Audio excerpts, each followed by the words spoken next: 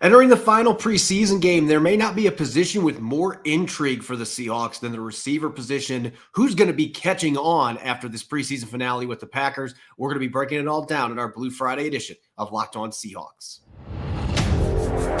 You are Locked On Seahawks, your daily Seattle Seahawks podcast.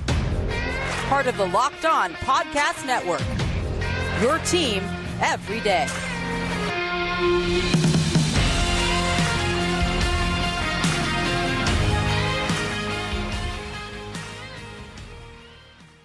Greetings, 12. This is Corbin Smith, host of the Locked On Seahawks podcast, your daily Seahawks podcast, part of the Locked On Podcast Network, your team every day. Glad to be joined for our Blue Friday episode by my co-host, Nick Lee, and a special thanks to all the 12s out there, whether you're listening from Pullman, Washington, or across the country in Portland, Maine. We greatly appreciate you making Locked On Seahawks your first listen 5 days a week. The Seahawks will wrap up their preseason tomorrow in Green Bay against the Packers at Lambeau Field. We're going to be dishing out our weekly picks to click, and we're going to have some fun looking towards the regular season that is drawing much closer by the day. And we are going to be making some projections with a little fact or fiction. Going to be some fun game day here on Blue Friday, which is brought your way by Underdog Fantasy. Visit underdogfantasy.com or find them in the App Store and sign up with the promo code Locked On to get your first deposit double up to $100. Now for your lead story here on our Blue Friday edition of Locked On Seahawks. Going into training camp, receiver stood out as one of Seattle's most fascinating positions, and that remains the case now with cuts coming up on Tuesday, though maybe for a little different reasons than we anticipated, Nick. Jaxon Smith-Njigba recently undergoing wrist surgery. Dareke Young might need surgery to repair a hip injury that is still bugging him. Cody Thompson is banged up. Suddenly, this is a position where Jake Bobo is a lock to make the team in week one, and you've got a couple other spots open potentially that now there's a handful of players that might not have even been in the mix when training camp started that have a legitimate chance to make this football team going into the preseason finale. First of all, if you can rewind yourself to, I don't know, a month ago and say, and hear yourself say Jake Bobo is a lock to make this roster, that is something that is an exciting development, a very unexpected one, a surprise to be sure, but a welcome one, as a good chancellor once said in Star Wars. But I digress. Anyway, so for injuries for receivers, I mean, obviously they're piling up, and I think the biggest bummer, obviously besides the obvious one of Jaxon Smith-Njigba, where there's still some holding out hope that he'll be ready week one. You and I are kind of, I'm skeptical on that. And now it's kind of the point where do you absolutely have to force him out there week one when you have a few options? Obviously, they're not Jaxon Smith-Njigba. And Cody Thompson's, I think, the other big bummer. He just hasn't been able to stay healthy.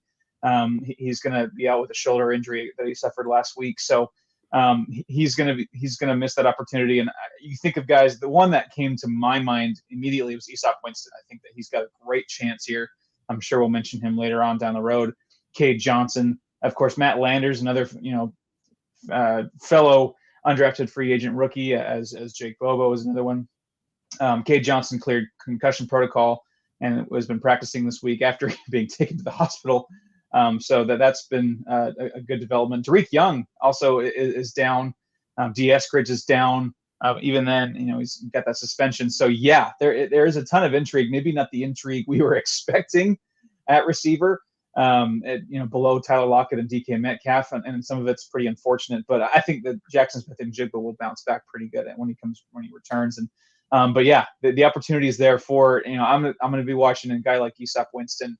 And Cade Johnson, who's been kind of the frequent flyer in the roster a few years. So those two, I think, for me, stick out.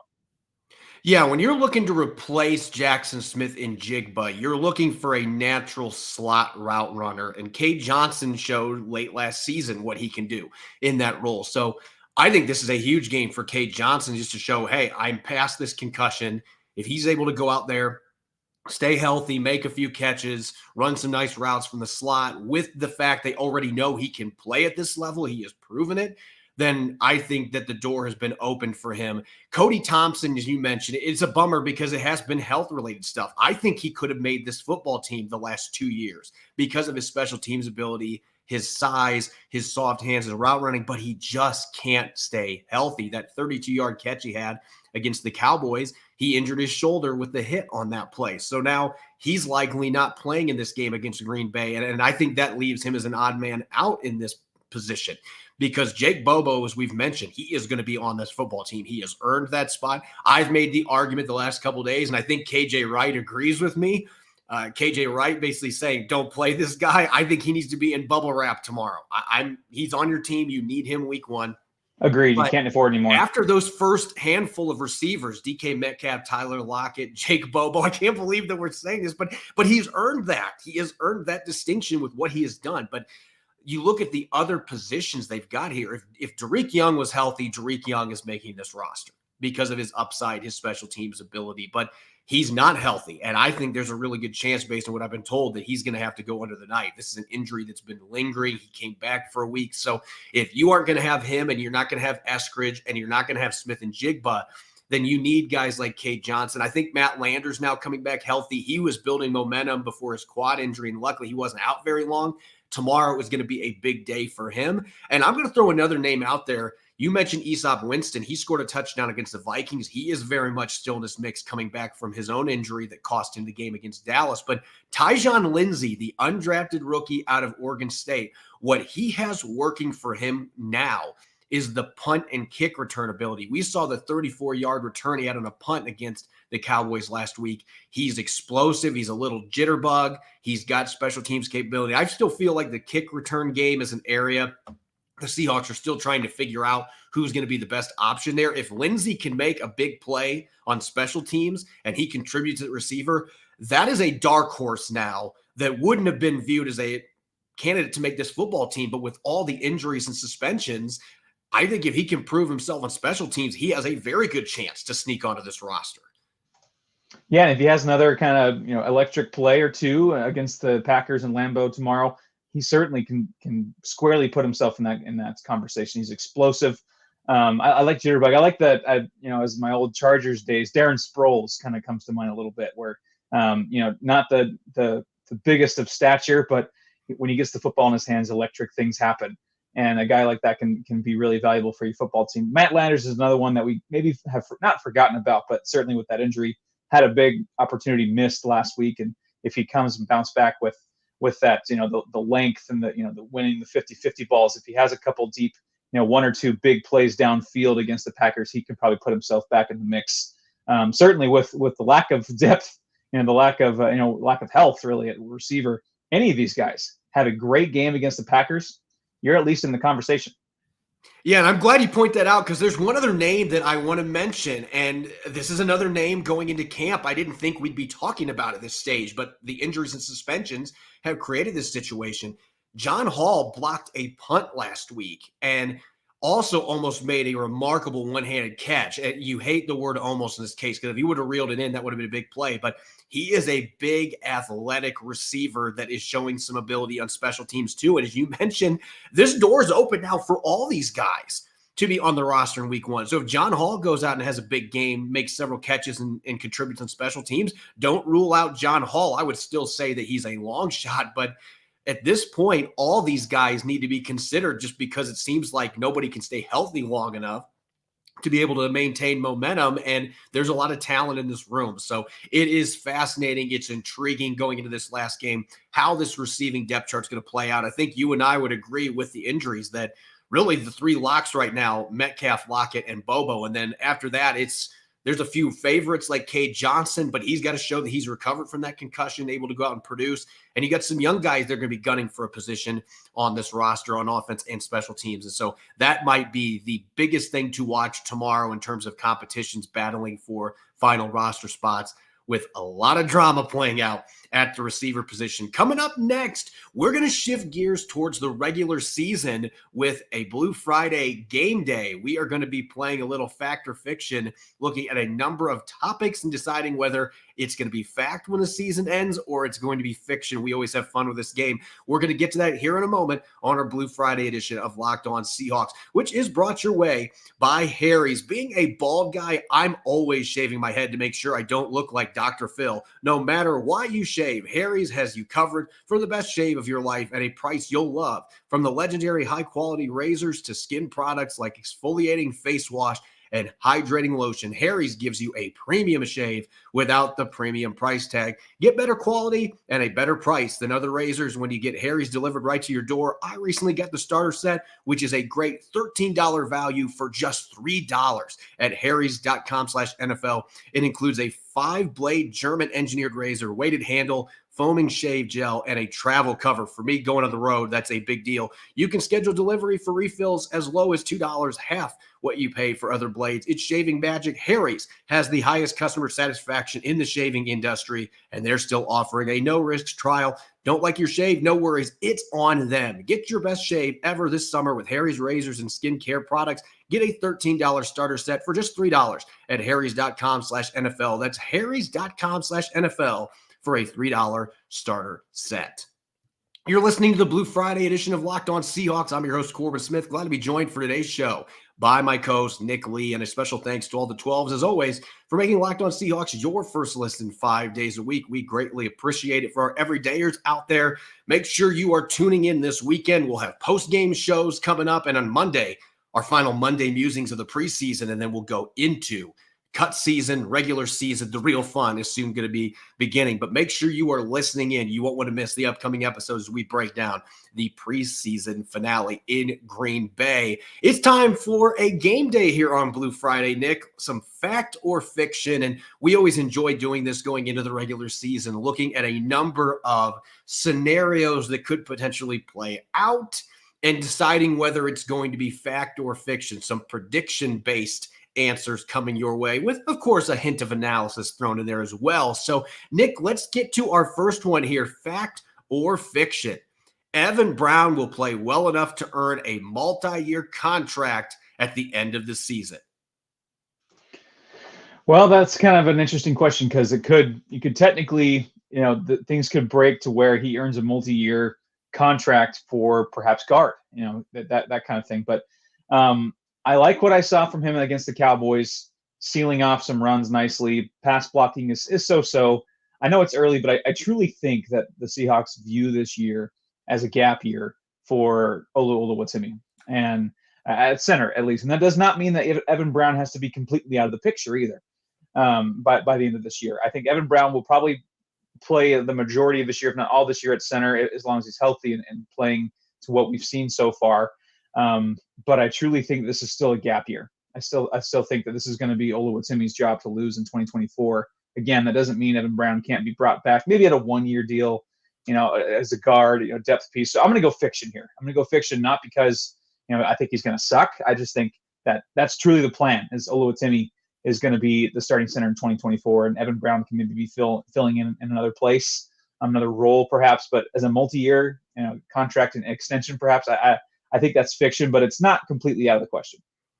Yeah, I'm going to say that this is fiction too, and it's mainly because of what you just pointed out. I still think that this is going to be Oluwatimi's job. If he doesn't get into the lineup this year at some point, it is going to be his job next year. The organization's high on him. Unfortunately, he's been a little banged up during training camp in the preseason this year, didn't play against the Cowboys. So he hasn't been able to fully take advantage of this competition, but I still think that Oluwatimi is their long-term guy at center. That doesn't mean that Brown couldn't change that narrative. He goes out and has a Pro Bowl season or a borderline Pro Bowl season. That totally changes the game for the Seahawks, and he's still a young player. He's only 26. So I'm not going to say it's impossible, but I'm going to lean towards fiction because knowing what the people in the building think of Oluwatimi, I think he's going to be the starter at some point, maybe during the season this year, but I would expect next year that they are going to turn things over to him. And if Brown's brought back, it'll be on one of those 1-year deals like the one he signed this year for around $2 million. Our next one, Nick, fact or fiction? Boye Mafe will finish with more QB pressures than Darrell Taylor. Ooh, thinking about the end of the last year, that would certainly feel like more on the fiction side. But honestly, I'm going to go fact. Not only because I think Boye Mafe is rounding into form, but Darrell Taylor just has not shown the ability to remain available. I mean, he's had some dings and dents throughout his career. Had a redshirt year basically as a rookie. Battled some things last year, and now this year he's still trying to really rev his engine fully up from injury before training camp really even got going much. So I'm going to go fact, just because, I think Boye Mafe is really, really turning into the guy that they thought they were getting out of Minnesota again last year. I think he was raw, and I made the joke a few weeks ago that he was pretty raw. You got to put him in the oven, a little bacon and rise, a little bit some yeast, and I think that's coming to fruition. And I think that's more of a compliment to Boye Mafe, but also I do wonder about Darrell Taylor's availability and durability moving forward. I'm going to say fiction on this one just because, and this is not slighting Mafe. I think he is the most improved player on this football team. And we were talking about it before Pete Carroll said it at a press conference a couple of times. He has really made major strides. And I think his pass rushing numbers are going to go up significantly from a year ago. But I still think Darrell Taylor, this is what he's good at, is getting after the quarterback. And Seattle's going to use him in those situational roles, and he's going to get a lot of pressures. I don't think it's going to be a big gap, but I still think Darrell Taylor, in terms of pure pass rusher, is probably the best the Seahawks have off the edge. So I'm still going with him in that regard. So I'm going to go fiction. Our next one, fact or fiction: 3 Seahawk rookies will finish with at least 20 receptions this year. Well, when you look at it at the very first glance, you're like, what, really? Is that possible? This doesn't necessarily have to be wide receivers. It doesn't say in there rookie receivers. So I'm going to go, I could see Charbonnet get into that number, and then, third down back, change of pace back in the do I dare say screen game.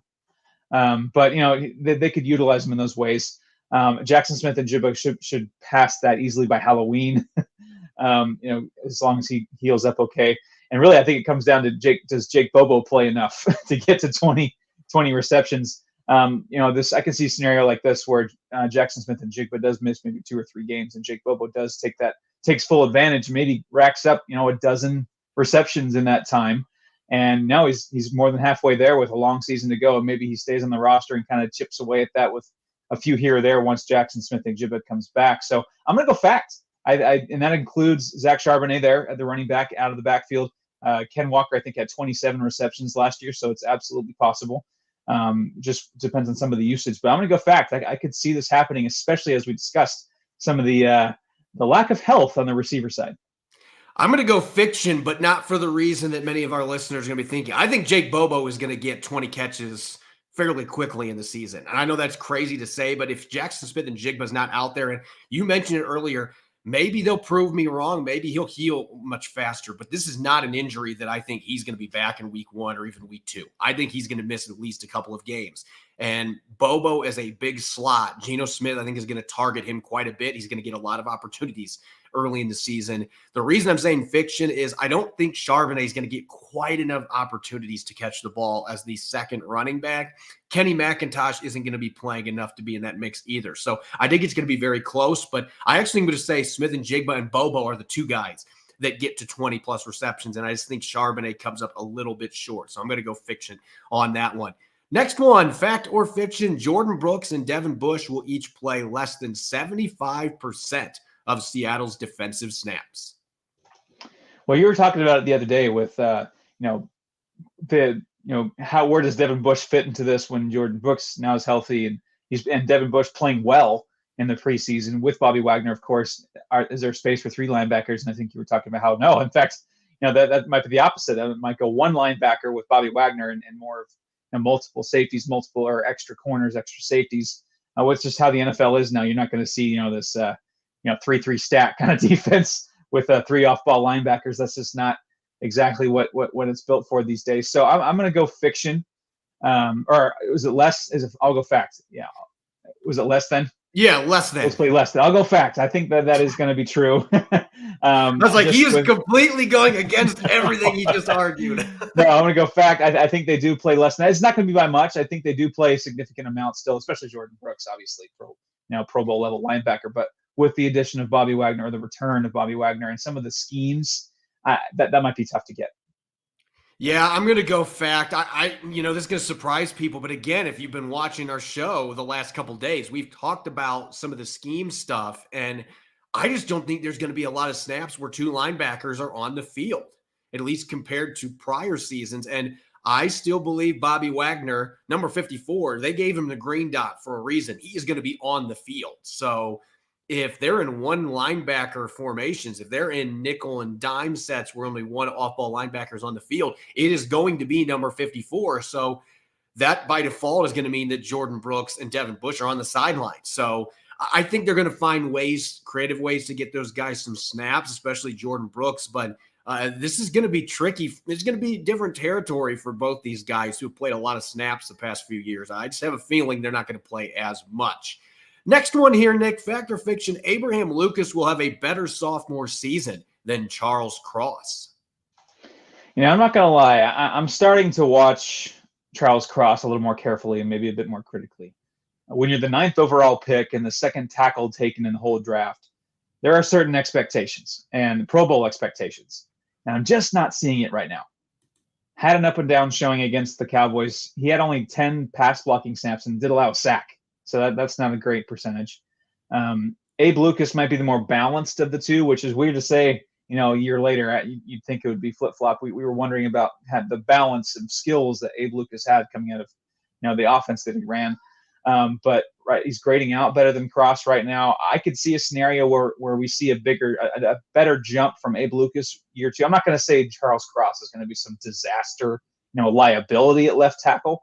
But I like what I'm seeing from Abe Lucas. I am. And I've yet to quite see that jump from Charles Cross in year 2 as a number 9 overall pick. I expect a little more. So when the year is all set and done, I'm going to go fact. I think that Abe Lucas will have, he'll take a better leap. And part of that, I think, might be because he's under a little less pressure, especially, on the defensive side, how they line up against Cross versus Abe Lucas perhaps as well. But I just see that Abe Lucas is a bit more balanced right now. And I could be totally off base here. And Charles Cross makes an enormous leap and becomes that cornerstone tackle we hope he is. But right now, I'm not seeing – I need to see more from Charles Cross before I say fiction here. So I'm going to go fact. I'm going to say fiction on this one just because I know he gave up the sack, but Sam Williams would start for a lot of teams. He's a really good pass rusher, and losing a battle to him, not a big deal to me. I'm not going to overreact to a preseason game. I have loved what I've seen from both guys on the practice field, and I feel like Cross has shown, he's demonstrated improvement as a run blocker and as a pass protector in the practices, the padded ones that I've been able to watch at camp. And so I still believe that he is going to make that jump. And I think Lucas is going to have a really good year too. I've loved what I've seen from both guys. But I guess my argument here is I'm not going to put too much stock in one play there where Sam Williams, who, again, could start for a number of teams in the NFL. Dallas just has a ton of depth on their defensive line. I'm not going to let one snap there dictate my viewpoint on that. I still think Charles Cross is going to take a real nice step forward this year. In fact, I think he's going to be the one that has a better chance of maybe pushing for Pro Bowl nods than what Abe Lucas does, and maybe partially because he's the number 9 pick and a little more of a name, but I expect a solid season from him. Last one here, Nick, real quick, fact or fiction, Seattle will have more Pro Bowl selections than last year. They had 4 last season. Well, if this were an over-under segment, I'd be cheating and saying push. I'm going to go fiction. Not because I don't think they're going to have any. I think they're going to have 4. 4 is a good number for any team for Pro Bowls. I could see one of Tyler Lockett, DK Metcalf in there, Jaxon Smith-Njigba, if he really shows out and gets back early. Bobby Wagner, if he has an average year, I think pencil him in. Quandre Diggs, I think same way. So yeah, one of the receivers, Bobby Wagner, Quandre Diggs, and then Dareke Young as well. And I guess when I was doing this, I wasn't quite factoring in the specialists as well, Michael Dixon, Jacob Myers, or Jason Myers. So I could see 4. All right, I'm not going to quite go 5. I'm going to go fiction, but they're going to be right at 4. I'm going to go fact. I think they're going to get 6. Because if this team does what I think they're going to do in the win column, I think there's just by default going to be more guys that make the team. But the X factors here, is Jamal Adams again? Because if he is, and they use him right, Jamal Adams is definitely a Pro Bowl caliber player. Does one of those tackles we just talked about make a jump where they suddenly are one of the better tackles in the NFC and they get voted to the Pro Bowl team? Does Ken Walker III get into the Pro Bowl, or does Zach Charbonnet's presence make it? His numbers aren't good enough. There are some wild cards to consider here with us, but I'm going to say 6. I just think that this team, the expectations, if they can meet them, that's the key here. If they meet those expectations, win double-digit games, I think you can get more than 4. Just because you're one of the better teams in the NFC, it's going to create more opportunities for you to get those players into the Pro Bowl games. It's no longer the actual game, but still, it's an honor to be selected nonetheless. Coming up next, we're going to dish out our picks to click heading into the preseason finale against the Packers at Lambeau Field. Don't go away. You're listening to the Blue Friday edition of Locked On Seahawks, which is brought your way by our friends at Underdog Fantasy. August is here, and you know what that means. The official start of fantasy football drafting month. Underdog is the easiest place to play fantasy football and the best place for Best Ball. Best Ball Mania 4 is the largest fantasy football tournament ever,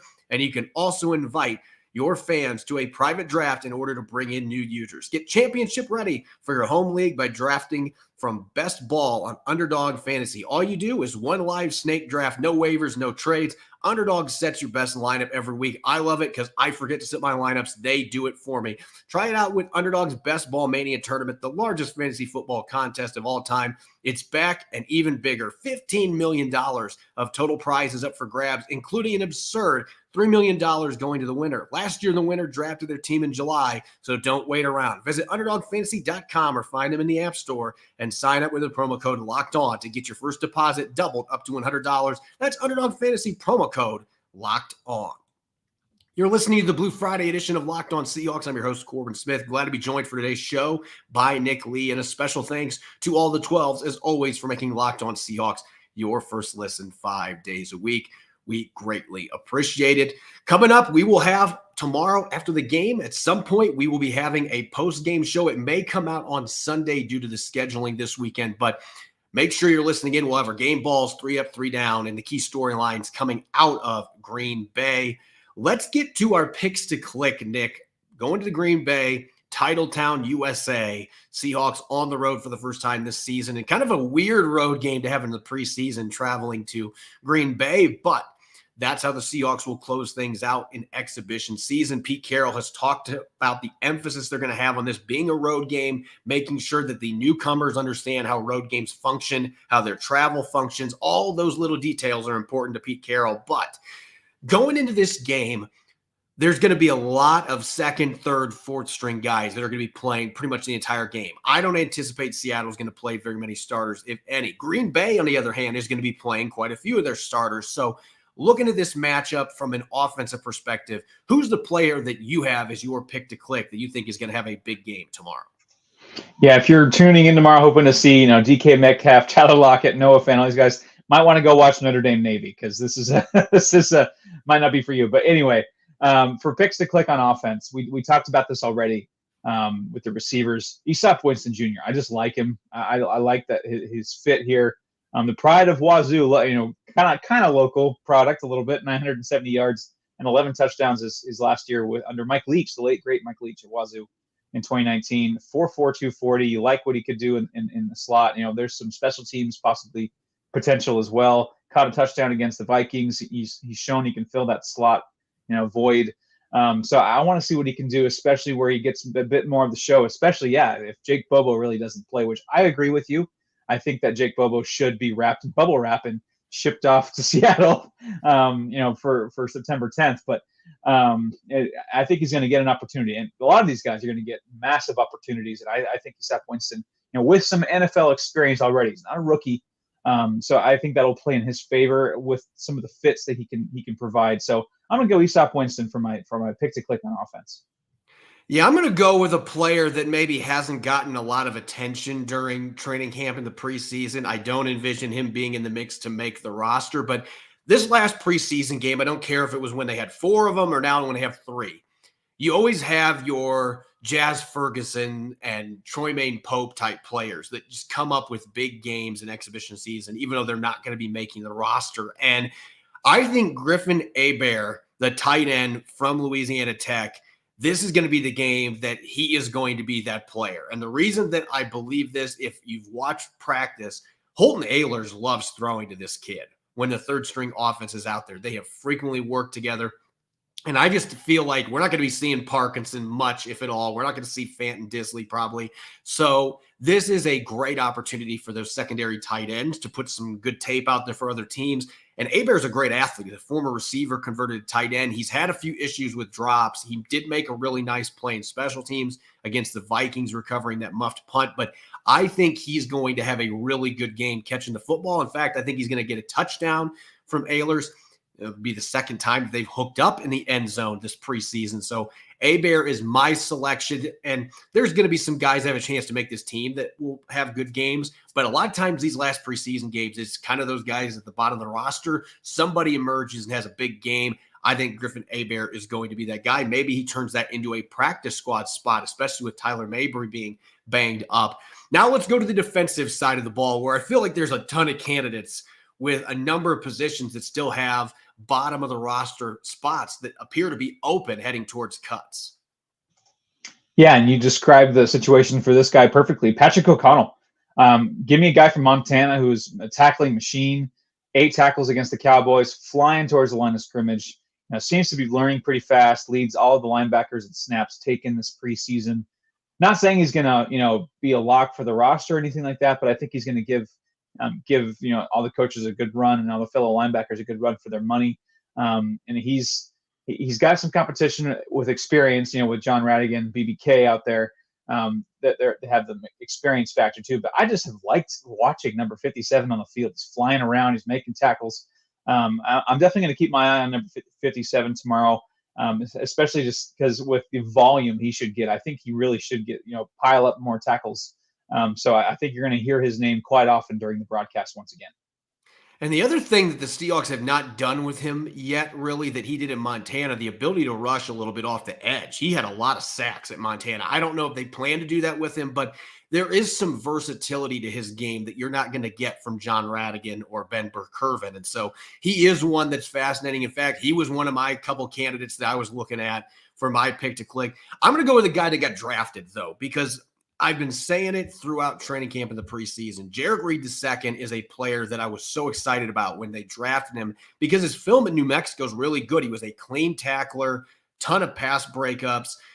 Quarterbacks tended to stay away from him, and so his interception numbers went down some over his college career. But he was one of those day 3 picks that I was so fired up about him. I still think there's a lot of potential there, but he's been somewhat disappointing in some regards in this first training camp of preseason. There's been assignment miscues. The missed tackles has been the biggest issue. He had a huge one that allowed Deuce Vaughn to score a touchdown last week. And I think Deuce Vaughn's a fantastic player, so I don't want to take anything away from him. But Jarek Reed II has got to come up and make those plays. So this is maybe a pick to click that is partially a motivating pick to click. Jarek Reed II, I want to see you play to your potential. I want to see you coming up and not just hitting people hard, but get a good wrap, take good angles. I've been impressed with the coverage stuff in the preseason games, but I think he gets his hands on the football in either an interception or a pass breakup, and I think we're going to see a lot cleaner tackling this week against the Packers. So I think Jarek Reed is second to have a big game, and he needs it. And Jonathan Sutherland doesn't sound like he's going to be playing in this game. So maybe this is another one of those situations where that door has been open for Jarek Reed to pass over the undrafted rookie, who at this point I think has been a little bit better in the preseason. Can you reclaim that roster spot with Jamal Adams looking like he's going to be back sooner rather than later, playing snaps?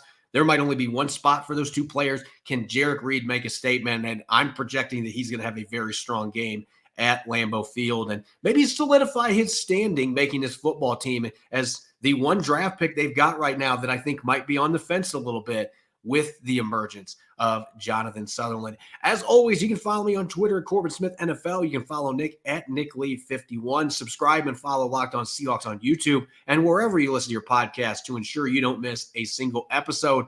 This weekend, we will be having a post-game show, our 3 up, 3 down, game balls, and much more. And then Monday, we'll have our Monday musings coming up. So we got 2 exciting episodes dishing out some analysis from the preseason finale in Green Bay. Make sure that you're listening in. Enjoy your weekend and enjoy the game. Go Hawks.